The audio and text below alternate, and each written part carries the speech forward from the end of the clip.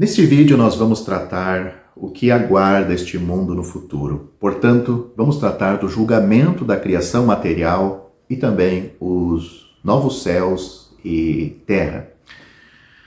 Ao mesmo tempo que o julgamento do grande trono branco, a terra e o céu, não ao terceiro céu, o paraíso de Deus, como nós temos em 2 Coríntios capítulo 12, do versículo 2 a 4, mas a criação material é dissolvida com calor fervente, pelo menos aquela parte da criação material que de qualquer forma poderia levar as marcas do pecado é destruída para se preparar para o novo céu e a nova terra.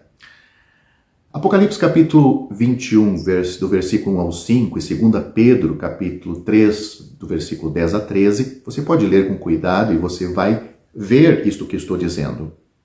Não é problema para Deus proteger os crentes terrenos que saem do milênio durante este período e o que ele vai fazer. Enquanto esta reestruturação terrena está acontecendo, eles, como nós, em breve estarão no estado eterno e, portanto, terão corpos adequados para essa condição, embora não nos sejam fornecidos esses detalhes na Bíblia. Nesse mesmo período, Cristo entrega o reino ao Pai para que Deus, ou seja, Deus no sentido Pai, Filho e Espírito Santo, possa ser tudo em todos.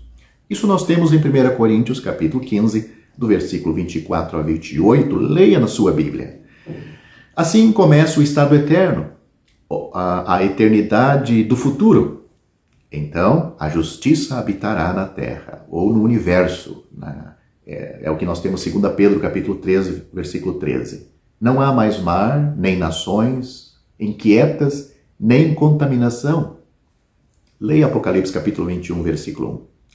Não sabemos se isto é simplesmente figurativo, do mar, a expressão o mar já não existe, ou será literal também. Leia Apocalipse capítulo 17, versículo 15. Certamente com os seus em corpos de glória, e o Senhor Jesus Cristo totalmente no comando da nova terra, os oceanos, como os conhecemos hoje, não são necessários. A Nova Jerusalém, nós mesmos, a igreja, é novamente vista descendo do céu, ainda como uma noiva, e profundamente amada pelo Senhor, depois de mais de 1000 anos ter passado.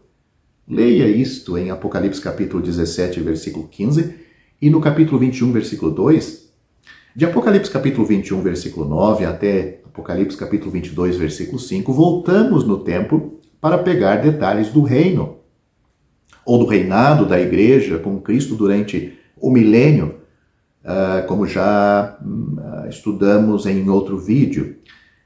No estado eterno, a eternidade do futuro, céu e terra estão em estreita proximidade de Deus, habitando junto para sempre com todos os seus de todos os tempos. Leia Apocalipse capítulo 21, versículo 3. Assim, fecha o livro da profecia de Deus.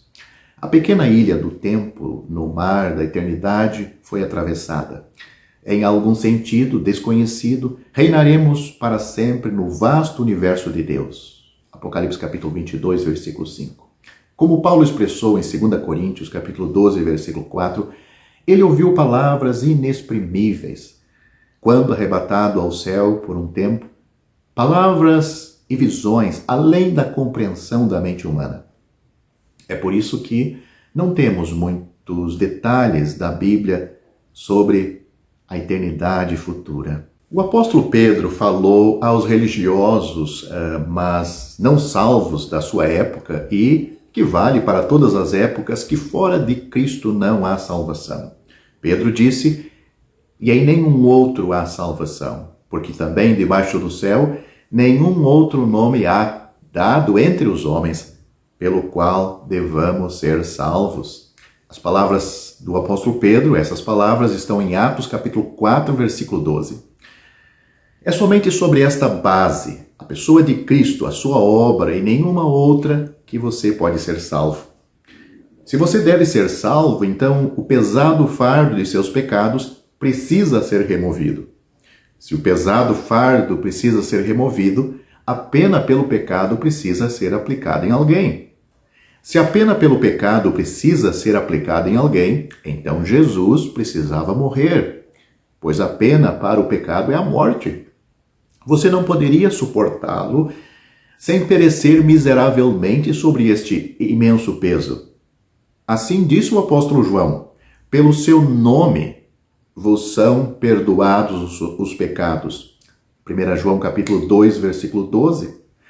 Não pelas obras que você possa praticar, nem pela sua moralidade, mas pelo nome de Jesus. A resposta não poderia ser mais simples.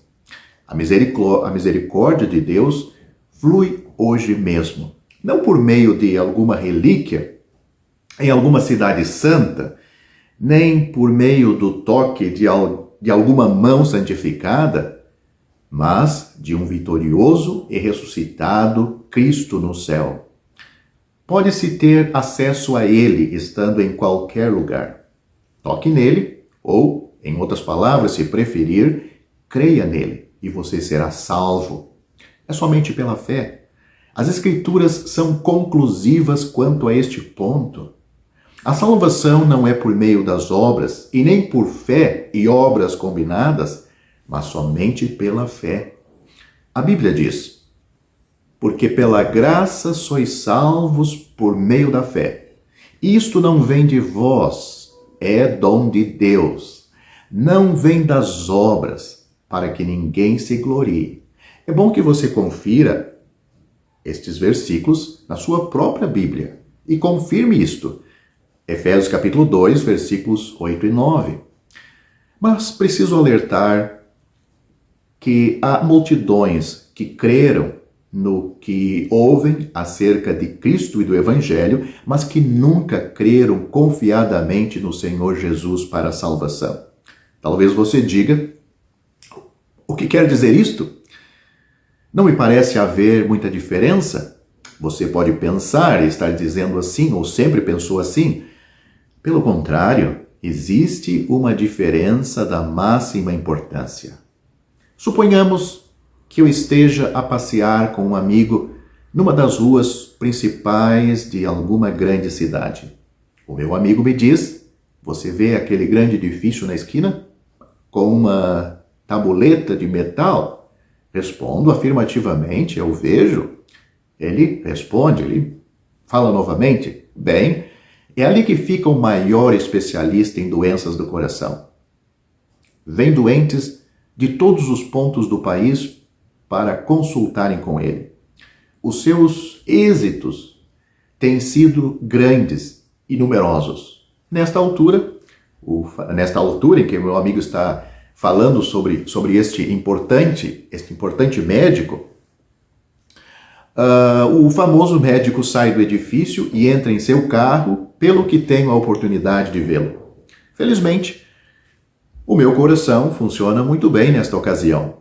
Eu acredito em tudo que o meu amigo me informou acerca do médico, mas a informação não tem para mim importância, pois não necessito dos seus serviços clínicos neste momento. Mas suponhamos, porém, que poucas semanas depois desta conversa, eu adoeça de repente, com forte crise cardíaca. Lembro-me logo daquele bom médico. Mando chamá-lo e coloco-me sem reserva em suas mãos, recuperando assim a saúde.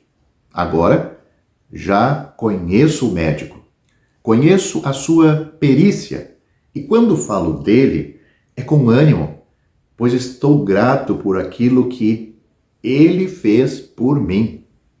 Em resumo, entreguei meu caso ao médico e descansei confiando em sua sabedoria e capacidade.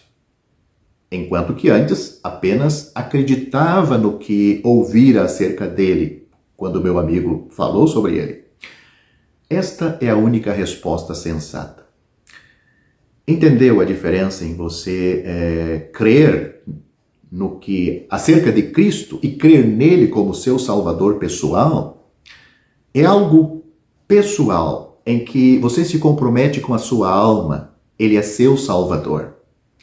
E esta é a única resposta sensata. Fé no Senhor Jesus como seu Salvador pessoal. Mas Cuidado para não perder a sua alma eternamente por causa desta pequena questão. Quando? Quando você vai fazer isto? O tempo. A Bíblia diz: eis aqui agora o tempo aceitável. Eis aqui agora o dia da salvação. 2 Coríntios capítulo 6, versículo 2. Vá a Jesus agora mesmo pela fé. Portanto, se como pecador perdido aos olhos de Deus, tiver crido de todo o coração, tiver aceitado o Senhor Jesus como tendo sofrido na cruz por todos os pecados cometidos por você e tendo ressuscitado para a sua justificação, então o Cristo na glória é aquele em quem você está agora firme e seguro. Você está nos ombros do bom pastor e ele nunca o deixará de assim conduzir até que o tenha introduzido no lar celestial. Se assim verdadeiramente creu, você já foi feito membro do corpo de Cristo, a igreja verdadeira, ligado ao seu Senhor pelo Espírito Santo.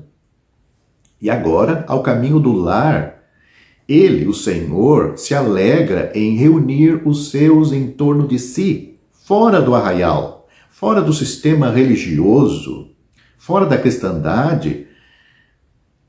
Ele reúne os seus em torno de si, ao seu nome exclusivamente, até que volte, para levar-nos todos a este lar, para estarmos com ele e sermos semelhantes a ele, por todo sempre, na glória, para o seu eterno louvor.